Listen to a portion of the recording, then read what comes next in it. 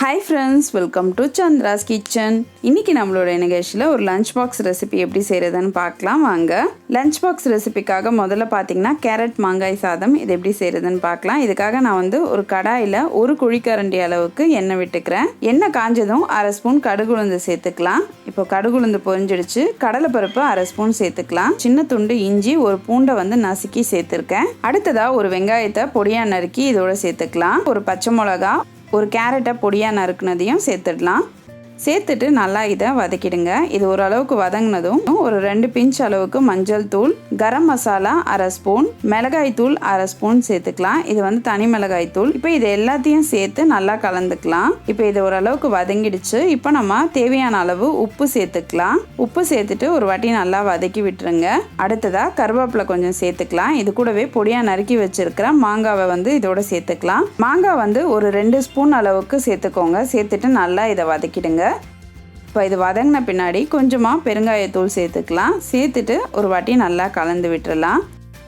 இப்போ நம்ம வடித்து எடுத்து வச்சுருக்க சாதத்தை இது கூட சேர்த்துக்கலாம். இது வந்து பார்த்திங்கன்னா 200 கிராம் அளவுக்கு சாதம். இப்போ இதை சேர்த்து நல்லா கலந்துடலாம்.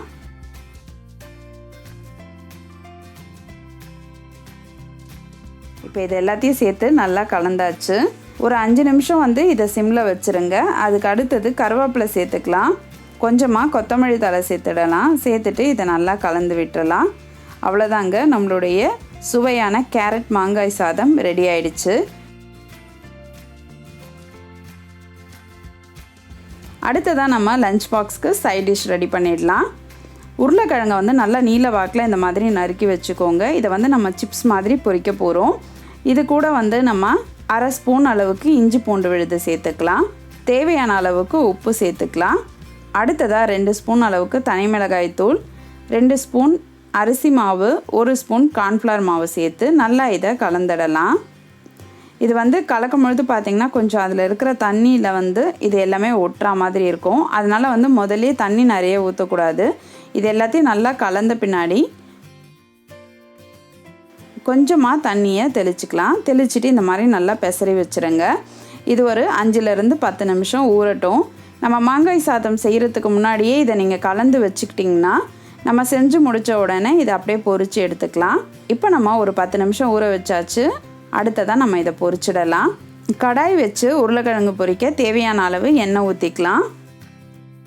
இப்போ நான் வந்து எண்ணெய் காஞ்சதும் கொஞ்சம் கொஞ்சமாக இதில் வந்து நம்ம போட்டு பொரித்து எடுத்துடலாம்.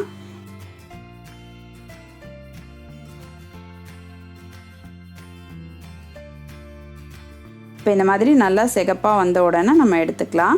உங்களுக்கு ஃபுட் கலர் தேவைன்னா நீங்கள் ஃபுட் கலர் போட்டுக்கோங்க. ஆனால் தனி மிளகாய் தூள் போடும் போதே வந்து பார்த்திங்கன்னா அது கலர்ஃபுல்லாக தான் இருக்கும். இப்போ நல்லா வந்து இந்த மாதிரி பொரித்து எடுத்துக்கோங்க. மிச்சம் இருக்கிற உருளைக்கிழங்கையும் இதே மாதிரி பொரித்து எடுத்துக்கலாம். இன்றைக்கி நம்மளுடைய லஞ்ச் பாக்ஸ் ரெசிபிக்கு கேரட் மாங்காய் சாதமும் உருளைக்கிழங்கு ஃப்ரையும் ரெடியாக இருக்குது. நீங்களும் இதை உங்கள் வீட்டில் செஞ்சு பாருங்கள். செஞ்சு பார்த்துட்டு உங்களுடைய ஃபீட்பேக்கையும் கமெண்ட்டையும் எங்களுக்கு சொல்லுங்கள். இந்த வீடியோ உங்களுக்கு பிடிச்சிருந்ததுன்னா லைக் பண்ணுங்கள், உங்கள் ஃப்ரெண்ட்ஸோடு ஷேர் பண்ணுங்கள். இது வரைக்கும் சந்திராஸ் கிச்சனுக்கு சப்ஸ்கிரைப் பண்ணலைன்னா சப்ஸ்கிரைப் பண்ணிவிடுங்க. பக்கத்தில் இருக்கிற பெல் பட்டனையும் ப்ரெஸ் பண்ணுங்கள். நான் இன்னொரு சுவாரஸ்யமான ரெசிபியோடு உங்களை சந்திக்கிறேன். நன்றி, வணக்கம்.